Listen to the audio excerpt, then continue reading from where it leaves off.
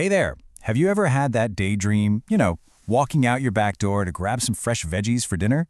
Well, you're in exactly the right spot. We're about to talk about the one thing that makes all the difference for a great harvest. And trust me, it's something anybody can do.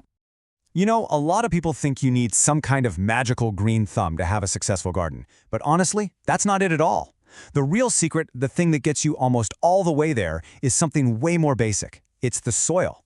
If you get the soil right, you've basically already won. So, what exactly is good soil? Well, let's think about it like this. A plant is a lot like a person. It needs a good home to be happy and healthy, right? For your veggies, the soil is their home. And if you give them a really great place to live, everything else just kind of falls into place. Okay, so there's this one type of soil that's basically the superstar of the gardening world. It's called loam, and this is what we're all aiming for. It's this beautiful, balanced mix of sand, silt, and clay. Think of it like this. The sand helps water drain, the clay holds on to moisture and all the good stuff, and the silt is kind of the perfect middle ground. Loam takes the best parts of all three and creates, well, the ultimate dream home for your plants. But here's the cool thing. You don't need a fancy lab kit to know if you have healthy soil. Nope, you can just use your senses. Good soil just looks good, It's dark and rich. And when you grab a handful, it should feel light and crumbly, not like a hard clump of clay or soupy mud. And the smell? Oh, that amazing, earthy, almost sweet smell. That is the smell of success. All right, so what if your soil isn't quite that perfect loam we were just talking about? Don't even worry about it. Creating amazing soil is way, way easier than you think. It's kind of like following a super simple recipe, and I'm going to walk you right through it. Okay, step one, you've got to clear your space. This means getting rid of any grass or weeds in the spot you've picked out. It might seem like a bit of work, but it's so important because it means your new little vegetable plants won't have to compete for all the water and nutrients. All right, now for the secret weapon, compost. And there's a magic number to remember, and this comes from the pros at University Extension, so you know it's good. Just 2 to 3 inches, that's it. Spread a 2 to 3 inch layer of compost right on top of the soil you just cleared. See? No complicated calculations, just a simple rule.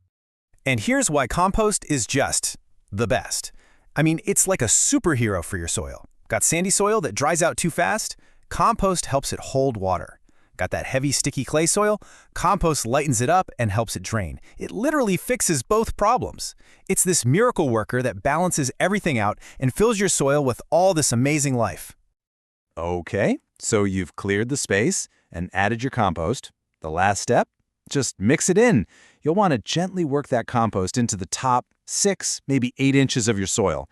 You can use a shovel or a garden fork. And you really don't have to go crazy here, just a light mix to get everything acquainted. That's all it takes. And listen, can I just say something really important? Don't be afraid to make mistakes. Gardening isn't about being perfect. It's a journey, right?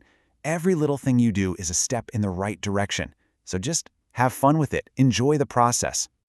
Okay, so you've got this amazing soil all prepped. Now for the super fun part, deciding what to plant. To get you started on the right foot, let's talk about some really easy wins. These are the kinds of veggies that'll make you feel like a total gardening pro right out of the gate. So what are some great first-time veggies? Well, things like lettuce, beans, and tomatoes are fantastic. Radishes are awesome because they grow super fast, so you get that quick satisfaction. And squash? You'll be amazed at how much you can get. Honestly, you can't go wrong starting with any of these. Just imagine picking your own salad. Amazing. And here's one last little expert tip. This one comes from master gardeners. When you're planting, I know it's tempting to cram a lot into a small space, but try to resist. Give your plants some room to breathe. When they're not all crowded together, they're healthier, and you'll end up with a way bigger harvest. A little space goes a long way. All right, let's bring it all home. Your garden really does start now. The big takeaway here is that getting your soil right isn't just a step, it's pretty much the most important step. And the best part, it's totally doable. It's the key that unlocks all that amazing, fresh food you're about to grow. So I hope you feel inspired, because every single seed you plant is a step towards something wonderful. It's about health, it's about connecting with nature, and it's about finding that simple joy in life. So go on, get your hands a little dirty. You're not just growing vegetables, you're growing happiness. Happy gardening.